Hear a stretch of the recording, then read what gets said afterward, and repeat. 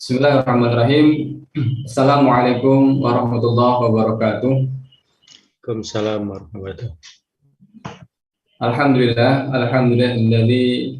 arsala rasulahu bil huda wa dinil haqq liyuzhirahu 'ala dini kullihi wa kafa billahi shahida. Asyhadu an la ilaha illallah wa asyhadu anna Muhammadan 'abduhu wa rasuluh la nabiyya wa rasula ba'da.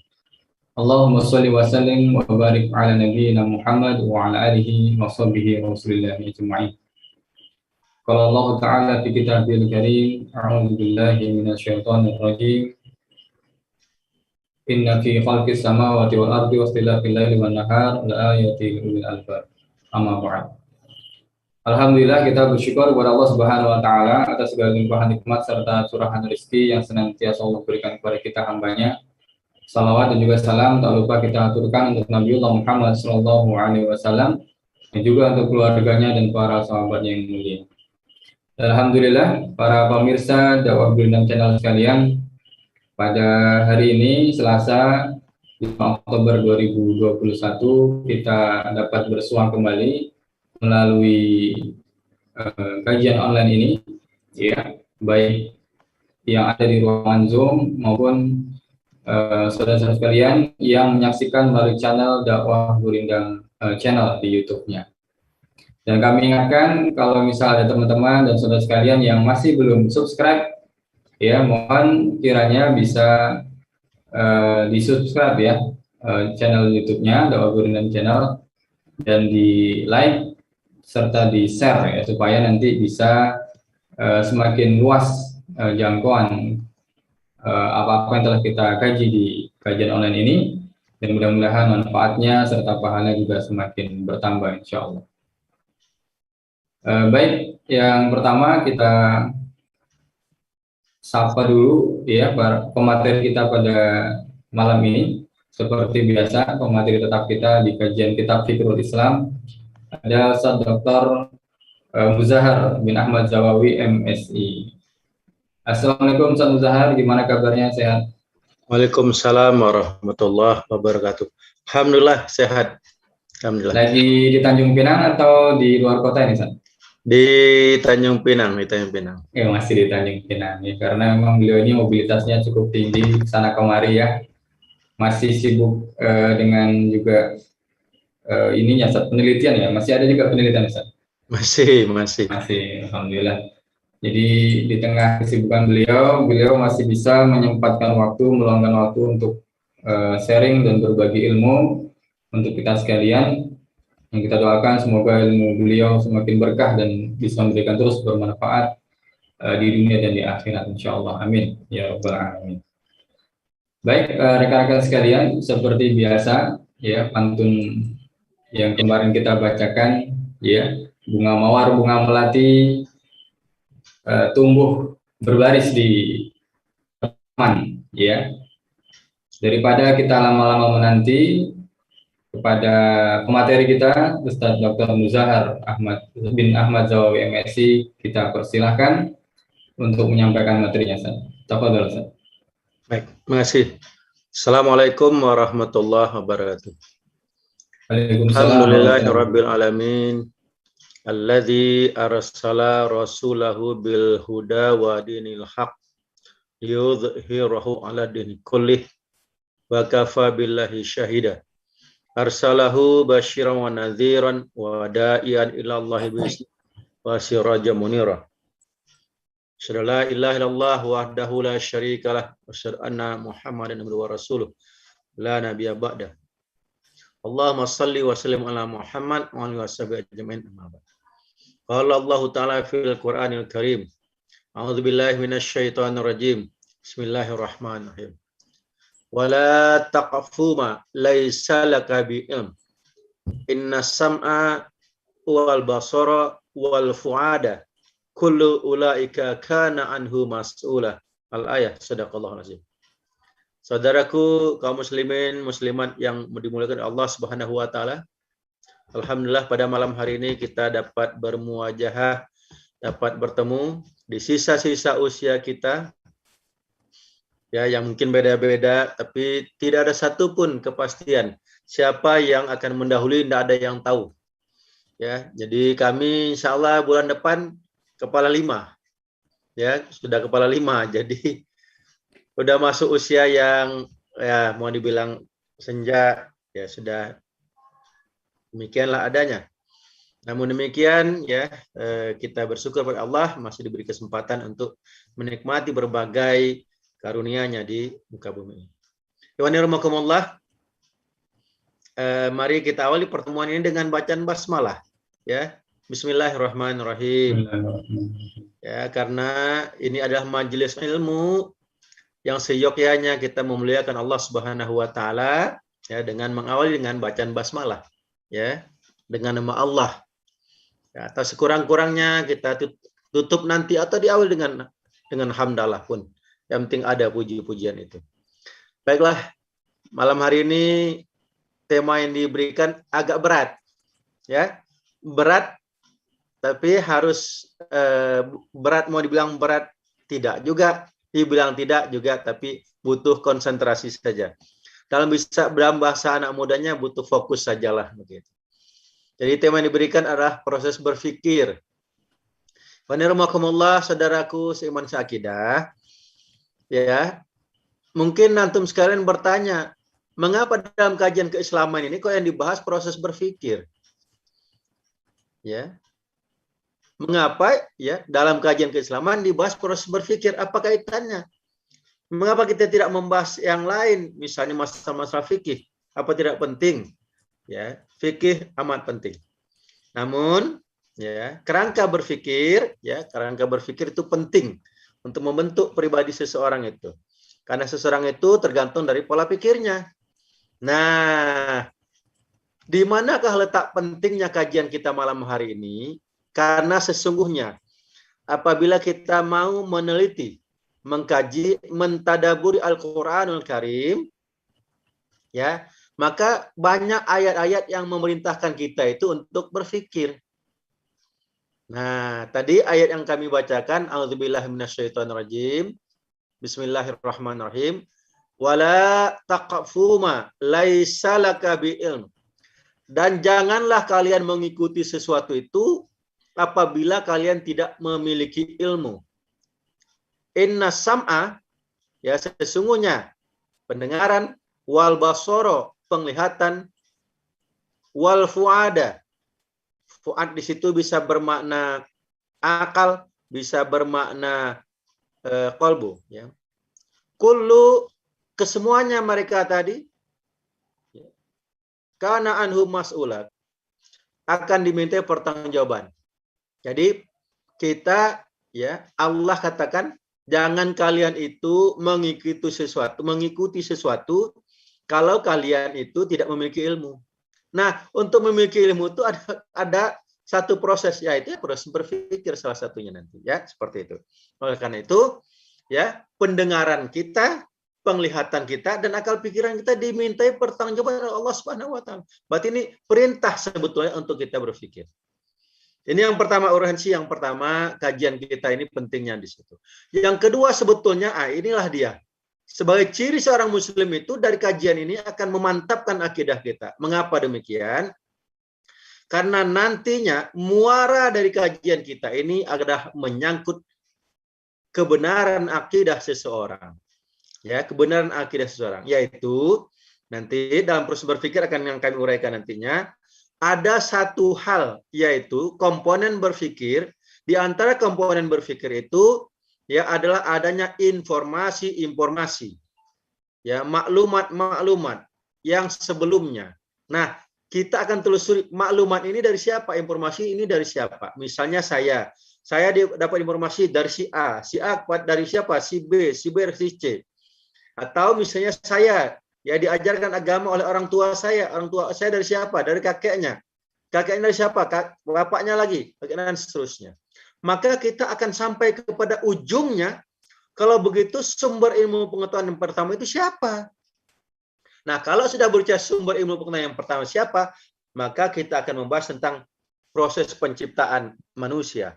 Apakah manusia itu diciptakan atau tidak? Berarti itu menyangkut akidah, menyangkut keimanan. Nah, ternyata itu dijawab, diterangkan oleh Al-Qur'anul Karim. ya bahwa informasi awal yang dimiliki oleh manusia ini, sehingga misalnya sekarang bisa bikin iPhone, bisa kita lewat Zoom, itu ada informasi yang dikumpulkan. Ya, bukan oleh pembuat Zoom boleh saja menemukan Zoom, ya, aplikasi Zoom. Pembuat komputer boleh saja membuat komputer, tetapi jangan lupa andil orang lain, informasi yang digali orang lain, riset orang lain itu dikumpulkan, bisalah menjadi apa yang kita nikmati sekarang. Nah, siapakah pemberi informasi di awal? Itu di Quran dijelaskan. Ya, dijelaskan a'udzubillahi minasyaitonirrajim. Bismillahirrahmanirrahim. Subhanaka la ilma illa ma 'allamtana. Ya, ketika malaikat Jibril ditanya oleh Allah Subhanahu wa taala, Jibril, ya, dalam bahasa kitanya begitu, coba engkau sebutkan barang-barang yang ada di surga itu. Maka apa jawab Jibril? Nah, ini yang menjadi contoh buat kita. Kalau kita tidak tahu, kita ngomong. Maka dengan memuji Allah SWT. Subhanaka, maha suci engkau ya Allah. La ilma, tidak memiliki ilmu aku ini. Illa, kecuali ma'alam tanah. Apa-apa yang kau ajarkan kepada aku. Nggak bisa malaikat Jibril menyebutkan. Namun ketika pertanyaan yang sama ditujukan oleh Allah SWT untuk Nabi Adam, maka Nabi Adam dengan gampangnya menyebutkan. Ini A, B, C, D. Nama barangnya ini. Mengapa begitu? Karena Nabi Adam SAW sudah diajarkan, sudah diberitahu oleh Allah SWT. Saudaraku yang kumuliakan, nah disitulah. Jadi pembahasan kita tentang proses berpikir ini terkait dengan akidah. Itu pentingnya, ya. Nah, jadi di mana lagi kok bisa dikaitkan dengan akidah? Karena nanti kita akan temukan bagi yang mengkaji, ada juga yang berfaham bahwa ya nanti proses berpikir itu adalah refleksi dari materi ke otak. Jadi ada benda nih, misalnya di depan saya ada sajadah.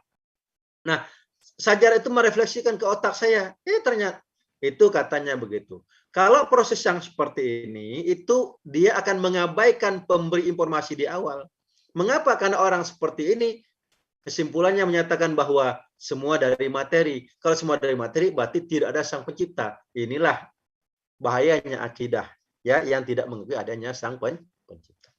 Saudaraku yang kuhormati, ya, mari kita lihat apa yang kami sampaikan pada malam hari ini. Namun kami bisa share. Mohon kami bisa dijadikan co-host supaya bisa share.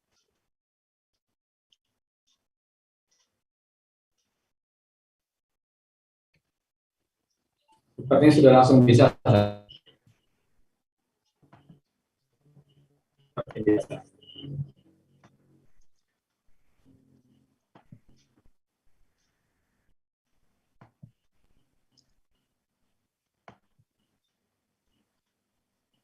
Bisa dilihat ya? Bisa, San. Alhamdulillah. Bismillahirrahmanirrahim. Ya, jadi, nah, supaya tertata, terstruktur, begitu ya. Maka kami hadirkan rangkaian materinya, termasuk dengan gambar, supaya apa? Supaya berpikirnya itu sempurna. Karena nanti ya akan jelas kapan proses berpikir itu berlangsung secara sempurna, kapan tidak. Jadi ikhwan rahimakumullah, ya, bahwa kalau kita buka kamus, ya, kalau kita bicara tentang proses berpikir, proses adalah dalam kamus besar bahasa Indonesia dikatakan runtunan perubahan. Berarti ada step by step. Ya, perubahan dalam perkembangan sesuatu. Nah, ya, jadi misalnya reaksi kimia. Nah, reaksi kimia itu kan kita kayak membuat air teh misalnya. Nah, kita lihat ada prosesnya. Apa proses pelarutan diaduk? Jadi itu adalah proses, ya, proses pelarutan. Itu sebagai contoh. Itu proses. Jadi tahapan-tahapan yang berlangsung secara runut. Yang kedua pikir. Nah, ini kalau dalam bahasa Arabnya pakai F, ya. Tafakkaru misalnya, tapi dalam bahasa Indonesia yang sudah ditranslasi itu P. Ya, pakai P. Jadi pikir. Nah, ini hati-hati ya. Nah, dalam kamus besar bahasa Indonesia, yaitu akal budi ingatan. Nanti kita akan uraikan. Ya. Sebetulnya yang lebih tepat bagaimana, ya? Nah, kita lanjutkan. Kemudian, kalau berpikir sendiri adalah menggunakan akal budi untuk mempertimbangkan dan memutuskan sesuatu. Menimbang-nimbang dalam ingatan. Nah, jadi di situ, kalaulah mau kita rangkum, ya, kita rangkum, sebetulnya apa sih proses berpikir itu? Nah, jadi proses berpikir adalah, ya, kami ulangi, kami sebutkan secara perlahan, ya, yaitu pemindah gambaran, memindahkan suatu gambaran. Proses pemindah gambaran suatu fakta, suatu benda, suatu objek yang akan kita jadikan pikir, yang akan kita pikirkan, akan kita putuskan nantinya melalui panca indera kita. Nah, panca indera di situ nanti tergantung objek yang kita pikirkan, yang kita rasakan. Ke otak kita. Mengapa ke otak? Karena otak ini, ya, ibarat komputer, dia ada pusat pemrosesan berbagai informasi. Kita merekamnya di situ, kita nyimpannya di otak. Nah, ya, dikaitkan dengan informasi sebelumnya, dengan maklumat sabiqah. Ya, yang keempat ini sudah saya sampaikan tadi. Inilah yang menentukan akidah seseorang, keimanan seseorang, informasi sebelumnya. Yaitu apa? Mengakui Allah Subhanahu wa taala sebagai sumber informasi di awal. Kan begitu. Nah, jadi dengan demikian, proses berpikir itu melibatkan satu benda atau fakta atau objek yang dipikirkan. Ya, benda faktanya berupa apa? Bisa berupa sajadah, bisa berupa makanan, bisa minuman, bisa kendaraan, ya, dan lain-lain. Nah, panca indera kita. Nah, saya ambil contoh nih, misalnya, ya, saya ambil contoh, saya bertamu ke rumah sasaran dari antum sekalian, dihidangkan air kopi. Nah, di situ berarti objeknya, bendanya adalah air kopi. Oke. Nah, saya kemudian menggunakan tangan saya minum. Berarti indranya indera perasa. Akan terasa apakah manisnya cukup, terlampau manis, atau tawar. Nah, dari situ saya bisa bilang manis, tawar, dan lain-lain itu. Mengapa? Karena di otak saya sudah terekam. Kalau rasanya seperti ini tawar, rasanya seperti ini manis, rasanya seperti ini sangat manis. Ya, nah, di otak kita tadi direkamlah informasi sebelumnya. Nah, itulah dia proses yang kita sebut dengan proses berpikir. Jadi titik penting di sini adalah bahwa, ya, tidak mungkin proses berpikir itu tanpa melibatkan 4 komponen ini. Nggak mungkin, gitu ya, kalau objeknya adalah berupa fakta. Tapi nanti kalau objeknya bisa juga berupa pemikiran. Nah, nanti objeknya bisa juga pemikiran. Jadi objek kajian itu bisa berupa benda wujudnya atau berupa pemikiran, ya, seperti itu. Tapi tetap kita membutuhkan 4 komponen ini. Jadi, ya, saya ambil contoh begini. Ya, bahwa pemikiran itu sebetulnya tidak terjadi proses berpikir kalau, nah, ya, saya ambil contoh ada anak kecil yang umurnya sekitar 3 tahun. Mungkin ada anak antum sekalian yang umur 3 tahun.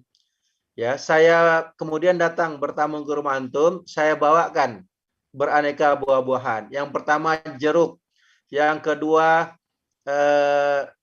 anggur, yang ketiga buah naga. Nah, anak kecil ini belum mengenal ketiga-tiganya. Tadinya dia belum tahu, ya. Antum sekalian, ya, belum ada yang memperkenalkan kepada anak-anaknya. Jadi ketika bawa saya letakkan di depannya, nah, ya, berulang kali dia melihat, berulang kali dia menyaksikan itu, lama dia menyaksikan. Tetap saja dia tidak akan tahu bahwa itu adalah jeruk, bahwa itu adalah anggur, bahwa itu adalah buah naga. Padahal Pak, dia lihat terus-menerus dengan matanya. Nah, berarti di situ tidak terjadi proses berpikir. Mengapa tidak terjadi proses berpikir? Karena, nah, yang keempatnya belum ada, belum dikasih tahu oleh kita. Nah, yang ini namanya anggur, yang ini namanya jeruk, yang ini namanya buah naga. Berarti belum ada informasi sebelum. Ya, itu. Oke? Nah, itu menunjukkan bahwa, ya, bahwa proses berpikir itu membutuhkan keempatnya ini. Ya, seperti itu. Nah, jadi Ya. Namun, ikhwan rahimakumullah, ya, tidak semata-mata kita ini sebagai muslim itu ya berpikir saja. Namun seyogyanya lebih dari itu. Dalam kaitan lebih dari itulah, maka saya ingin kutipkan pendapat dari Imam Taqiyuddin, ya, Syekh Taqiyuddin. Beliau katakan, dari segi pola dari berpikir seseorang itu dapat kita kategorikan seseorang itu pola berpikirnya menjadi 3 bagian. Ya, yang pertama ya, pola berpikir yang dangkal. Yang kedua mendalam. Yang ketiga yang cemerlang. Nah, yang dangkal ini yang bagaimana? Contohnya begini. Hari ini kita mau makan apa? Itu pola berpikirnya dangkal, cuma fakta mau makan apa. Yang kedua yang mendalam. Nah, mendalam nanti saya akan putarkan. Ya, akan putarkan tentang video yang mungkin antum sekalian sudah pernah saksikan, ya, yaitu ada 2 laut di Selat Jabal Al-Tariq, ya, atau yang kemudian dilogatkan ya menjadi Gibraltar, ya. Bahasa Arabnya Jabal Al-Tariq, ya, diubah menjadi Gibraltar, ya, yaitu 2 laut, ya, 2 laut dari benua Afrika dengan benua Eropa itu bertemu tapi tidak pernah bersatu. Kita akan lihat nanti. Ya. Nah, itu mengapa kok bisa terjadi begitu? Itu bisa ditelusuri, bisa dikaji secara ilmiah. Ya, berkaitan dengan apa? Komponen mineral yang dikandung oleh masing-masing air laut itu bisa menyebabkan dia terpisah. Itu mendalam dia para berpikir. Nah, yang ketiga inilah seharusnya seorang muslim, yaitu apa? Berpikir cemerlang. Berpikir cemerlang itu apa bedanya dengan yang pertama dan kedua? Kalau berpikir yang cemerlang itu mengaitkan sesuatunya itu dengan sang penciptanya. Oh iya ya, ternyata laut ini nggak hanya berdiri sendiri. Ini Allah yang ciptakan. Kita sebutkan, Masya Allah. Itu sebagai contoh. Bismillahirrahmanirrahim. Ya, mari kita kita lihat ya bagaimana Al-Quran itu juga ya tadi saya katakan menyuruh kita berpikir, menyuruh kita menelaah ya sehingga terus berpikir. Mari kita saksikan videonya.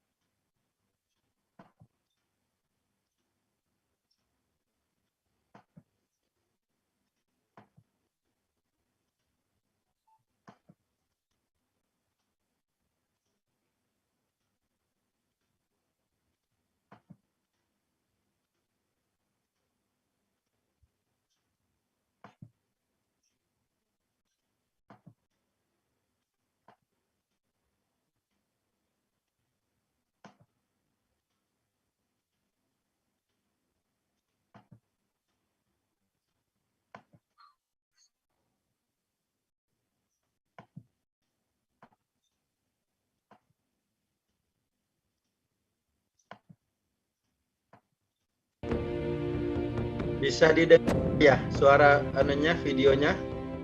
Bulan suci Bisa, Ramadan julangkan hujan bisa berkah jelas. yang terukir di balik kebesaran ilahi yang terkuak secara mengejutkan. Salah satunya adalah keajaiban yang terdapat di Selat Gibraltar, yaitu selat yang memisahkan antara benua Afrika dan benua Eropa. Pasalnya, meski menjadi tempat bertemunya 2 laut besar antara Laut Atlantik dan Laut Mediterranean, tapi Selat Gibraltar seorang menjadi saksi betapa kedua air laut tersebut secara ajaib menciptakan pemandangan aneh tapi nyata. Karena meski sama-sama cair, namun air Laut Atlantik yang berwarna biru cerah tidak mau bercampur dengan air Laut Mediterranean yang berwarna lebih gelap, sehingga secara ajaib membentuk garis dan pemandangan-pemandangan ajaib di tengah lautan seperti berikut ini.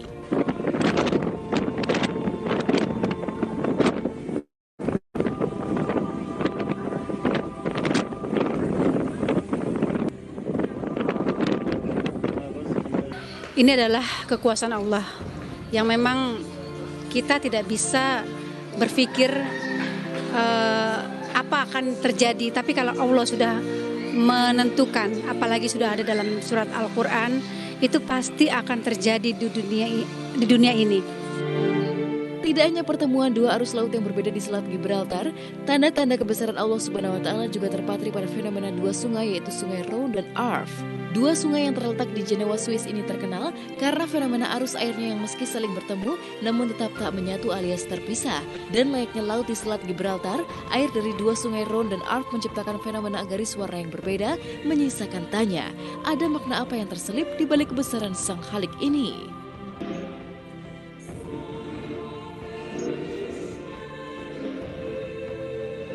Al-Quran itu garis besarnya adalah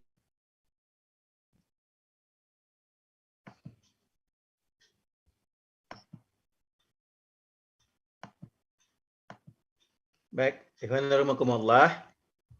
Ya, mudah-mudahan video singkat tadi itu satu contoh saja ya, untuk merangsang kita ya, untuk tadi saya katakan kalau sekedar menjawab ya mengapa dua laut yang bertemu tadi tidak menyatu airnya, itu bisa kita dengan pola berpikir yang amikon, yang mendalam, bisa diteliti secara ilmiah ya, bisa teliti. Mengapa? Karena komponen ya, ukuran molekul airnya, ukuran mineral-mineral yang terkandungnya itu bisa menjawab. Namun kalau hanya sampai di situ, kita pola berpikirnya yang amikon saja, tidak sampai pola berpikir yang mustanir, yang cemerlang. Yang cemerlang itu apa? Nah, kalau sekedar menjawab tadi berarti kita hanya sebagai ya objek saja. Tetapi kalau kita berpikir, oh ini nggak mungkin, kok dia bisa begini begitu, apa mungkin dengan sendirinya? Ketika kita menyatakan apakah ini mungkin dengan sendiri, maka dengan akal sehat kita bilang nggak mungkin, pasti ada yang membuatnya. Nah, ketika kita mengaitkan ada yang membuatnya, siapa itu? Sang Maha Pencipta Allah Subhanahu wa Ta'ala. Disitulah yang saya katakan tadi bahwa ya itu pola berpikir kita sudah cemerlang. Ya, jadi untuk pola berpikir cemerlang itu tidak mesti harus meneliti sesuatu secara mendalam, tidak selalu. Asalkan apa? Ya begitu kita lihat misalnya bangun pagi hari, lihat sunset ya, kita bertempat tinggal atau jalan-jalan di pantai. Kita lihat bagaimana indahnya kondisi mau matahari terbenam, matahari pagi yang mau terbit. Kita bertasbih kepada Allah Subhanahu wa Ta'ala ya, memuji Allah, Masya Allah. Itu sudah termasuk yang amikon. Kita mengakui ada zat yang demikian hebat yang menciptakan itu. Ya, saudaraku kaum muslimin yang dimuliakan Allah Subhanahu wa Ta'ala, kita lanjutkan.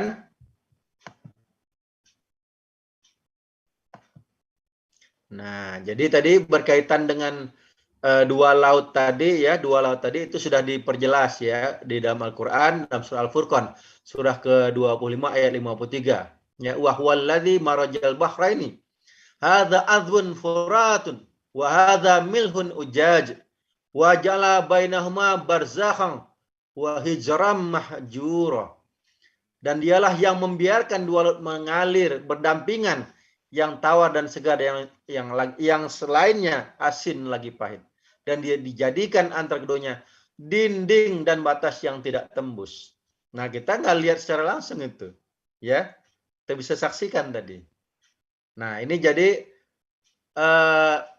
inilah kalau kita juga bicara tentang informasi sebelumnya, Al-Quran sudah menyampaikan ini ya 14 abad lebih ya, 14 abad tahun yang lalu itu. Ya, 14 abad yang lalu sudah diinformasikan. Ini sebagai maklumat sabiqah, sebagai informasi yang awal buat kita ya, bahwa itu sudah ada dalam Al-Quran. Nah, di sini kita wajib bertasbih, memuji Allah Subhanahu wa Ta'ala. Ya, itu. Kaum muslimin rahimakumullah, ya, kami kira itu lebih dahulu sebagai bahan pengantar untuk diskusi kita pada malam hari ini.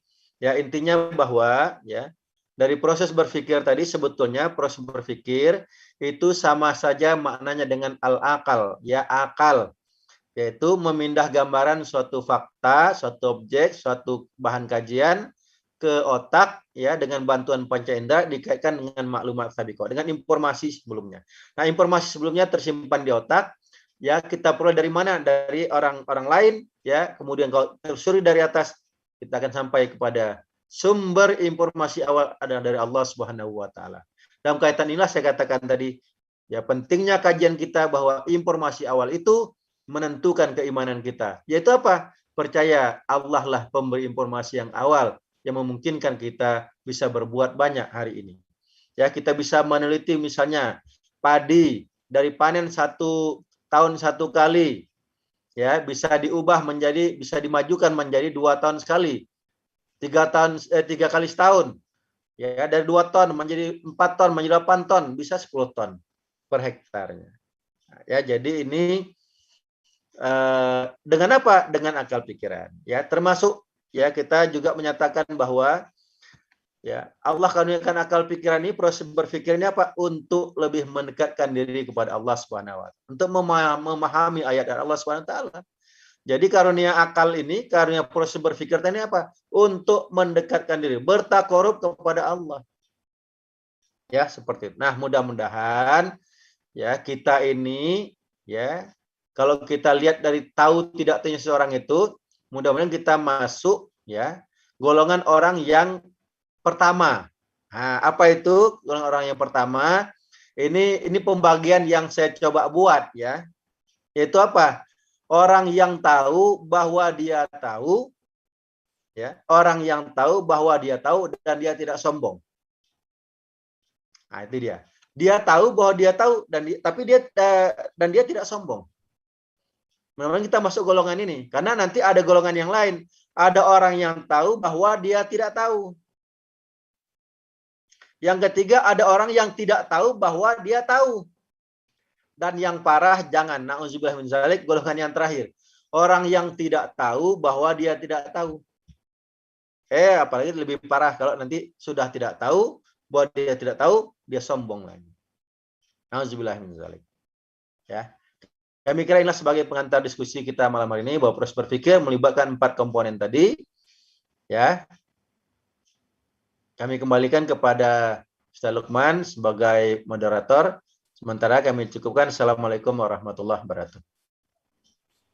Waalaikumsalam warahmatullahi wabarakatuh. Masya Allah, ya telah disampaikan pengantar materi kita pada malam ini tentang satu tema proses berpikir, ya tadi ya. Jadi memang ternyata mikir itu nggak cukup punya otak, ya ya. Karena nggak setiap yang punya otak itu bisa mikir, ya ya.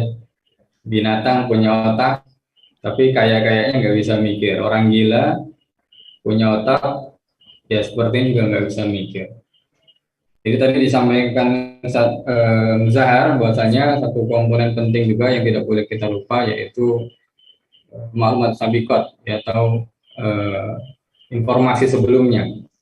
Dan subhanallah, ternyata yang menjadi sumber informasi awal kali adalah Allah Subhanahu wa taala sebagai Al-Khaliq.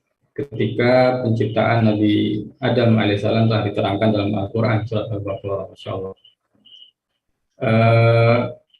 Baik, kepada hadirin sekalian, peserta yang ada di ruang Zoom ini, barangkali ada yang ingin tanya, silahkan bisa dituliskan di kolom chat atau bisa bertanya langsung kepada Ustaz Muzahar. Silahkan hidupkan mic-nya dan videonya, diperkenalkan dan disampaikan pertanyaannya. Mungkin sambil menunggu pertanyaannya, Ustaz, tadi disampaikan terkait dengan informasi sebelumnya itu dari Allah sebagai Al-Khaliq, ya, sebagai Al-Khaliq. Namun kenapa ada juga yang masih ateis, Ustaz, atau orang yang tidak mengakui adanya Tuhan? Padahal 4 komponen itu mereka harusnya bisa meramu atau memproses itu semuanya begitu. Otak punya, panca indera punya, gitu ya. Fakta mereka bisa saksikan, gitu kan. Ya, dan informasi sepertinya mereka juga bisa nangkap informasi, tapi masih juga ateis, masih juga komunis, atau masih juga mereka enggak beriman sama Tuhan begitu, Ustaz. Bagaimana, Ustaz? Seperti itu, Ustaz. Baik, terima kasih. Bismillahirrahmanirrahim, ya, kaum muslimin yang dimuliakan Allah Subhanahu wa taala. Kita enggak boleh lupa bahwa selain komponen akal yang Allah karuniakan kepada kita, kita diberi komponen perasaan. Ya, komponen perasaan. Dan apabila ya selain perasaan itu kemudian kita dititipkan juga hawa nafsu. Nah, jadi sesuatu yang berlebihan itu sudah merupakan godaan. Ya, batasnya memang agak-agak tipis tuh. Misalnya begini. Kita nih disiapkan makanan, udah dihidangkan makanan, udah cukup kita makan. Tapi menambah sampai nggak bergerak, ibaratnya sampai nggak susah berdiri, itu sudah nafsu, kan begitu ya. Nah, jadi mengapa ada orang yang sudah punya akal, dia pinter tuh, ya pinter dia, tapi kok masih nggak mau beriman kepada yang di atas? Karena tadi kita punya perasaan, punya nafsu. Ya. Dan apa? Di antara perasaan nafsu itu apa? Kita diselipkan juga pilihan untuk, tadi saya bilang, sombong tidak sombong. Jadi pada dari manusia itu dititipkan akal pikiran untuk memilih sikap, aturan-aturan perilaku. Di antara perilaku-perilaku itu ada rasa sombong. Nah, di Quran dikatakan sesungguhnya orang-orang yang tidak mengimani Allah itu, yang tidak mau sholat itu adalah orang sombong. Ya, jadi kalau misalnya ada orang yang mengaku begini begitu, dia tidak sholat, sebetulnya dia nggak usah ciri sombong. Meskipun dia tidak ngomong, dia sombong. Mengapa? Sholat itu ya menunjukkan. Coba antum lihat tuh, orang sholat pada posisi sujud, posisi pantat lebih tinggi daripada kepala, betul? Posisi pantat lebih tinggi daripada kepala. Kok mau sih? Nah, itu artinya apa? Dia menundukkan dirinya kepada Zat yang maha besar, Zat yang maha pencipta, Allah Subhanahu wa taala, dengan dia sujud. Apa artinya dia tidak sombong? Kalau dia sombong, nggak mau dia kepala dia. Ya, sebagaimana di dalam Quran diceritakan bagaimana iblis laknatullah ya alaih disuruh sujud kepada Adam. Oh, nggak mau. Sorry ya. Ana minnar, saya dari cahaya. Ya, sedang Adam min turab, dari tanah, begitu. Nah, jadi mengapa udah pintar, cerdas, punya 4 komponen tadi tidak mau ini? Karena ada rasa kesombongan. Nah, itulah bagian dari ujian keimanan. Ya, makanya dikatakan dari hadis diingatkan kepada Rasul, barang siapa yang terselip kesombongan, dia bisa nggak mencium bau surga. Nah, di sini makanya tadi di dalam pembagian orang-orang yang tadi dia tahu bahwa dia tahu dan dia tidak sombong, ya Masya Allah. Begitu. Nah, ini kita bisa contoh dari siapa? Dari para sahabat Nabi, para ulama-ulama kita, ya imam-imam kita itu, mereka orang yang waro. Nah, jadi cirinya apa? Orang yang, makanya di dalam agama kita itu ada sifat-sifat baik yang harus dimiliki oleh seorang muslim. Apa? 2 paling tidak. Waro, tawadu. Waro, tawadu. Rendah hati. Ya, ciri dari ulama yang dulu apa? Makin banyak ilmunya, makin banyak dia tahu, makin bilang dia enggak tahu. Gitu kan?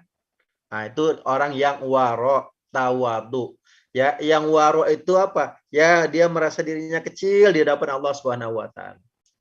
Sehingga ilmu yang dia miliki enggak ada apa-apanya. Sehingga dia rendah hati. Demikian. Wallahu a'lam bishawab.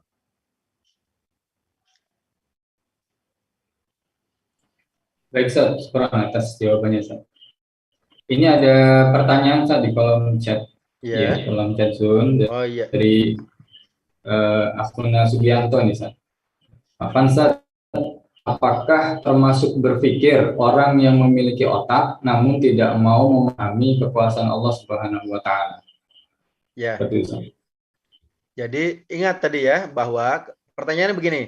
Apakah termasuk berpikir orang yang memiliki otak namun tidak mau memahami kekuasaan Allah? Ingat tadi, berpikir, proses berpikir sama dengan akal tadi. Tersusun atas 4 komponen. Nah, akal itu salah satu komponen saja. Ingat ya, akal itu salah satu komponen. Akal tempat menyimpan memori-memori. Otak.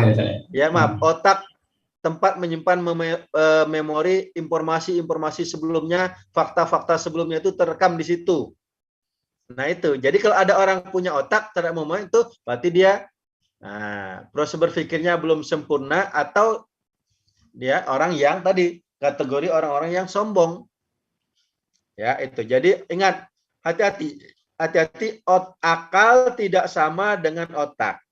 Tadi udah disinggung ya bahwa hewan itu punya otak, tapi dia tidak punya akal. Mengapa? Karena dia tidak bisa melakukan proses berpikir mengaitkan dengan informasi sebelumnya. Ya, dia hanya bersifat naluri saja. Ya, dia bisa makan ini, makan itu pengindraannya hanya penginderaan naluri alamiah saja, bukan proses berpikir. Begitu. Ya, jadi kalau orang yang nggak mau memahami kekuasaan Allah, dua kemungkinannya tadi.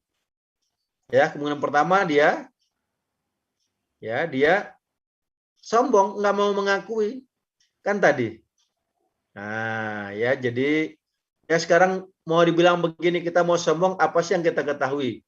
Kuliah pun kita kuliah apa, gelar kita mau profesor pun, yang kita ketahui kecil saja. Profesor itu ahli dalam satu bidang saja.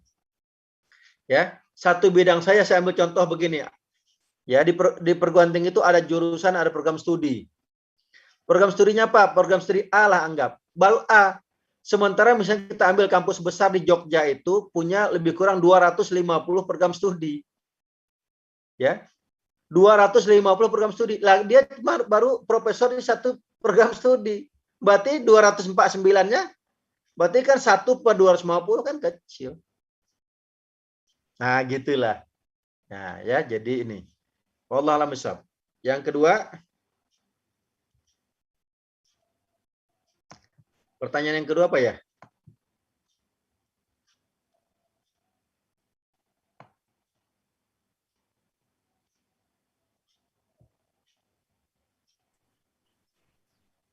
Itu aja, satu itu aja. Ya, baik ya.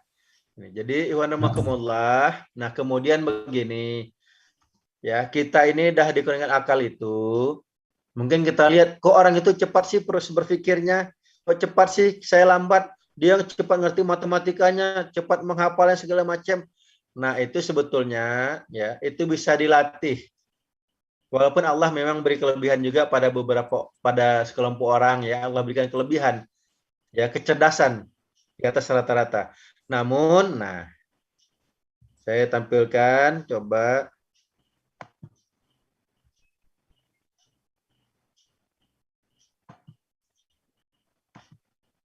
Jadi, kalau kita mau berpikir cemerlang, berpikir kritis itu apa? Nah, ini kiat-kiatnya. Satu, rajin belajar. Kenapa? Dengan belajar ini kan makin banyak informasi yang kita masuk ke dalam memori otak kita. Yang kedua, banyak bertanya. Ya, banyak bertanya. Bertanya itu pada diri sendiri, pada alam, pada manusia, pada teman-teman yang lain. Yang ketiga, banyak berlatih. Keempat, jangan bosan.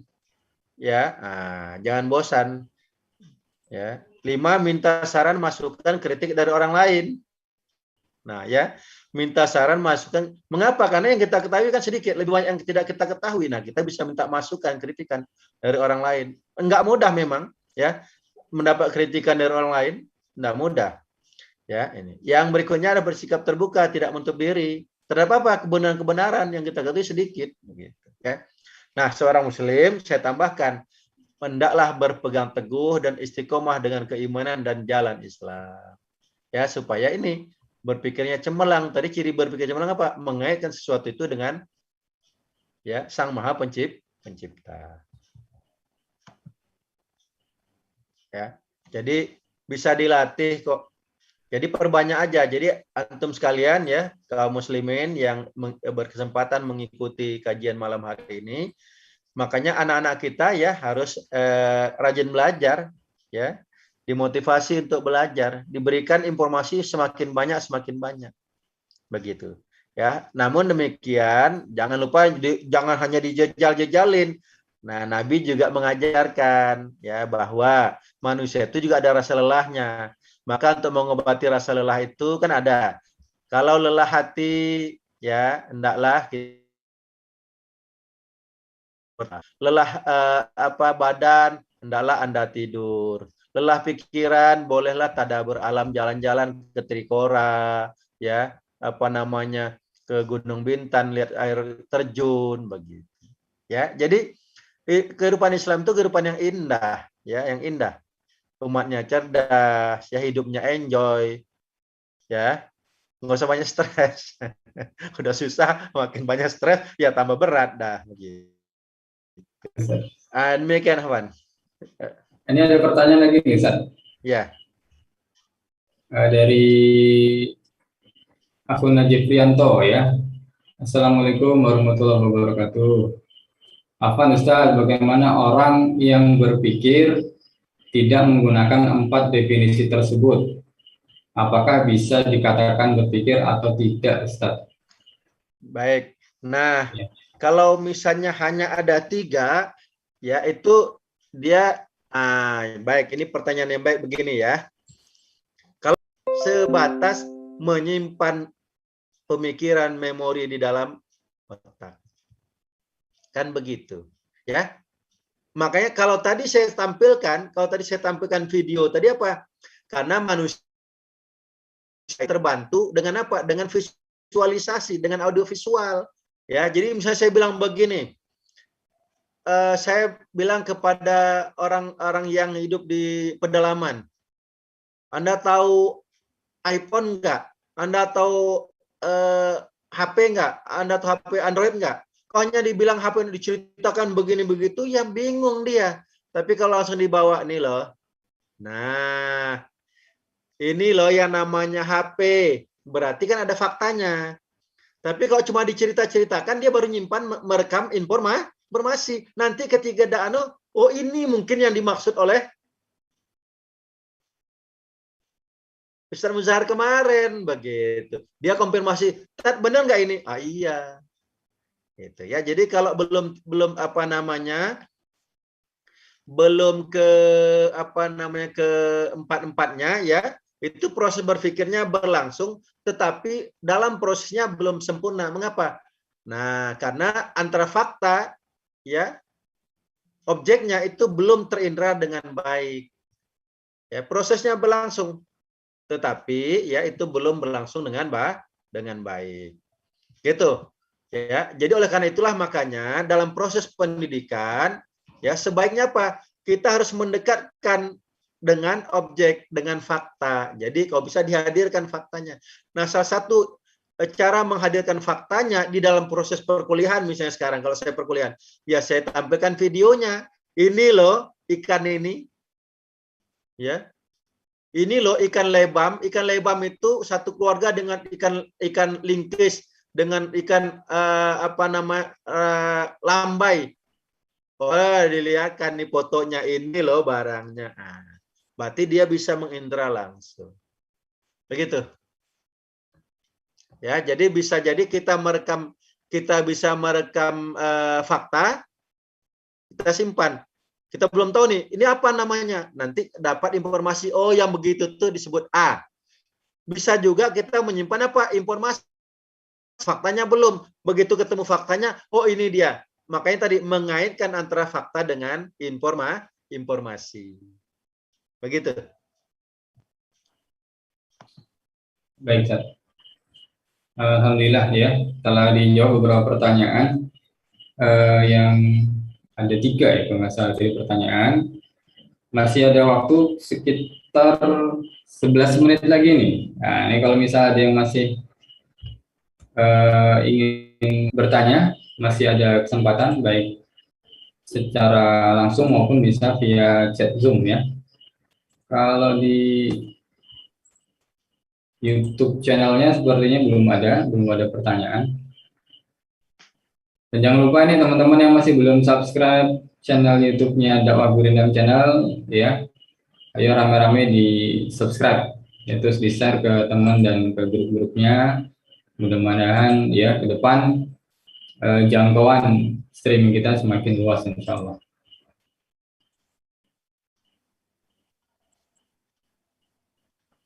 Ini kelihatannya ada satu pertanyaan lagi nih. Iya, nyambung Ustaz. Mungkin masih ada yang mengganjal gitu ya. Ya.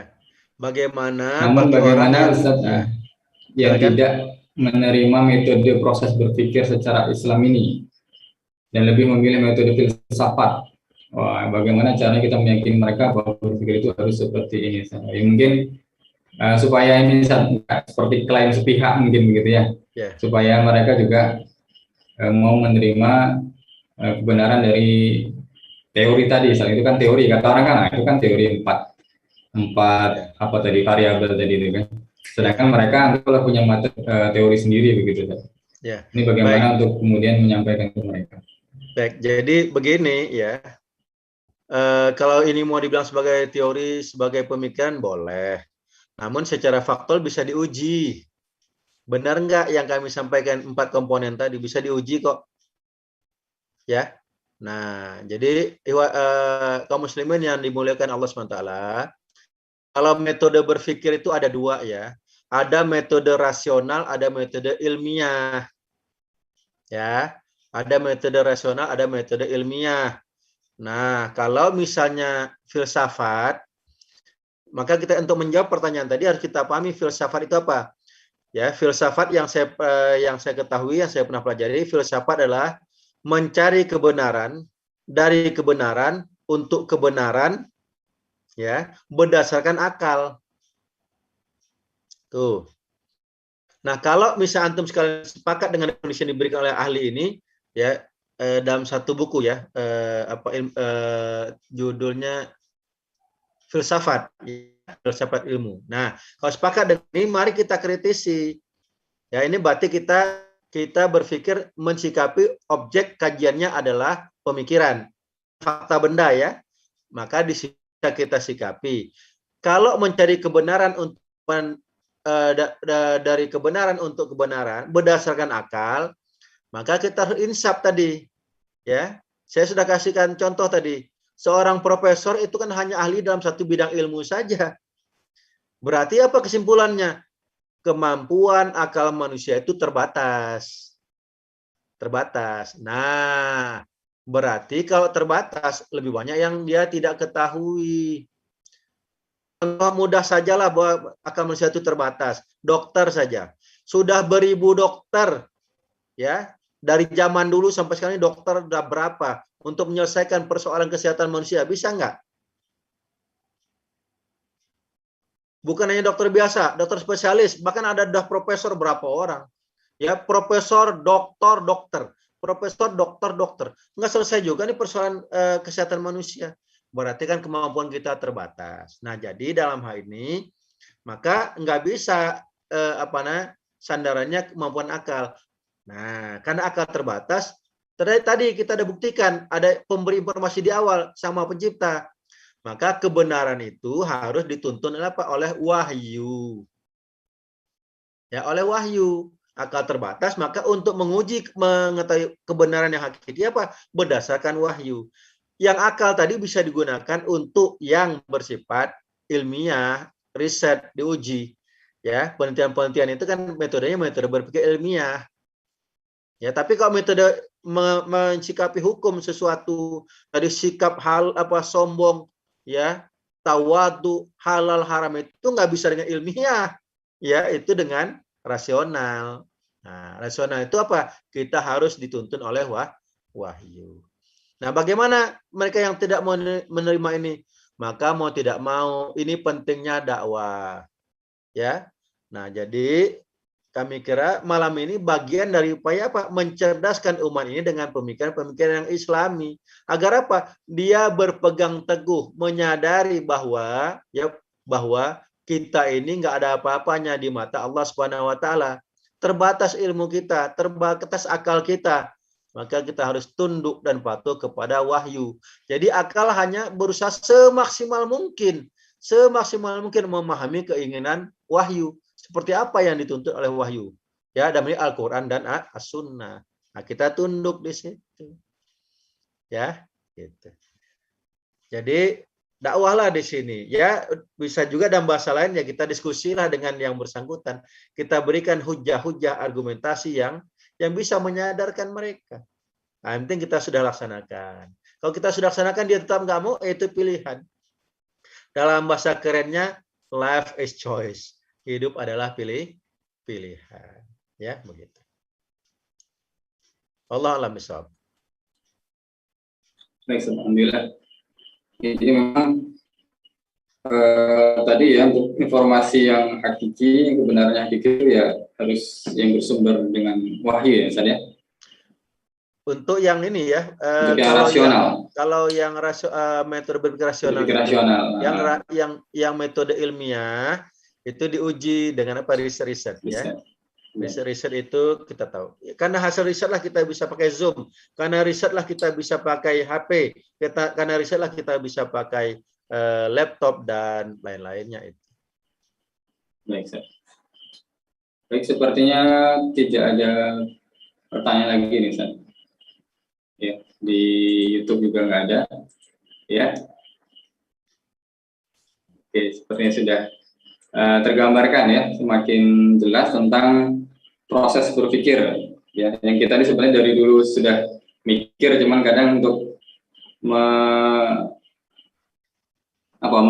mendefinisikan mungkin agak susah ya. Kalau misal kita sudah ikut kajian ini, mudah-mudahan sudah tergambarkan ya tentang definisi berpikir, dan yang alhamdulillah sudah disampaikan juga tadi itu juga sudah terbukti kebenarannya, dan juga telah disampaikan juga bahwasanya itu semuanya bersumber juga dari wahyu tentang bagaimana ya awal kali penciptaan manusia ya, jadi Nabi Adam alaihissalam. Baik, mungkin sebelum kita akhiri ya, masih ada 4 menit, barangkali ada closing statement ya sebelum kita akhiri. Baik, silakan. Kaum muslimin yang dirahmati Allah Subhanahu wa taala, ya, dari pertemuan kita malam hari ini, yang pertama ya, bahwa pemberi informasi di awal ada Allah Subhanahu wa taala. Zat yang Maha Pencipta, yang menciptakan manusia dari tidak ada menjadi ada, kemudian tiada lagi, dan insya Allah akan kekal kelak di akhirat. Ya, ini bagian dari akidah kita. Yang kedua, mari kita siapkan generasi muda kita dengan memperbanyak informasi-informasi yang mereka miliki. Namun demikian harus disertai dengan pendidikan, adab, dan akhlak. Sehingga apa? Mereka menjadi orang yang berilmu, namun menjadi sekaligus orang yang tawadu dan waro. Waro dan tawadu. Ya, karena sebatas ilmu saja banyak, tetapi tidak beradab, tidak berakhlak, maka akan membuat kerusakan di muka bumi. Oleh karena itu, berilah anak-anak kita pendidikan yang terbaik, ya, pendidikan terbaik. Bekali mereka dengan agama, bekali mereka dengan ilmu pengetahuan dunia. Ya, dengan itulah kita akan, ya, sebagai perintah Quran, apabila Anda menghendaki kebahagiaan dunia, bil ilmi. Menghendaki kebahagiaan di akhirat, bil ilmi. Menghendaki kebahagiaan dunia dengan ilmu juga. Ya, jadi ilmu. Oleh karena itu, jangan berhenti. Tadi saya bilang, jangan bosan, jangan berhenti untuk belajar, bertanya, berlatih, belajar, bertanya, menerima masukan untuk meningkatkan, ya, supaya kita dapat lebih mendekatkan diri kepada Allah SWT. Mudah-mudahan dengan ilmu yang kita miliki, Allah bimbing kita. Ya muqallibal qulub, tsabbit qulubana ala dinika waqa. Ya Allah, Zat yang Maha membolak-balik hati manusia, tetapkan hati kami dalam keimanan, ya, keimanan, ketakwaan, keberislaman dengan dalam agamamu. Nah, kami kira inilah mudah-mudahan ada manfaatnya, ya, yang benar dari Allah Subhanahu wa taala, yang salah karena kebodohan kami pribadi, semoga Allah ampuni dosa kami. Astagfirullahaladzim. Demikian, billahi taufiq wal hidayah. Wassalamualaikum warahmatullahi wabarakatuh. Waalaikumsalam warahmatullahi wabarakatuh. Ya, jazakumullah khair kepada Ustaz Zahar yang telah menyampaikan materi kajian online kita pada malam ini. Ya, dan terima kasih juga, ya, jazakumullah khair kepada para peserta yang hadir di ruang Zoom dan juga pemirsa yang menyaksikan channel YouTube Dakwah Gurindam Channel. Dan jangan lupa, insya Allah nanti di pekan selanjutnya di hari Selasa di jam yang sama kita juga akan adakan kajian yang sama, kajian online ini dengan tema yang lain, ya. Jadi tetap pantau, ya, channel kita dan informasi-informasi yang akan disampaikan dari tim Dakwah Gurindam Channel. Baik, saya selaku host, selaku pembicara, mohon maaf atas segala kesalahan kekurangan. Mari sama-sama kita akhiri kajian online kita pada malam ini dengan bacaan hamdalah, alhamdulillahirabbil alamin, dan juga doa kafaratul majelis. Subhanakallahumma bihamdika asyhadu an la ilaha illa anta astaghfiruka wa atubu ilaik. Akhirul kalam, assalamualaikum warahmatullahi wabarakatuh. Waalaikumsalam warahmatullahi wabarakatuh.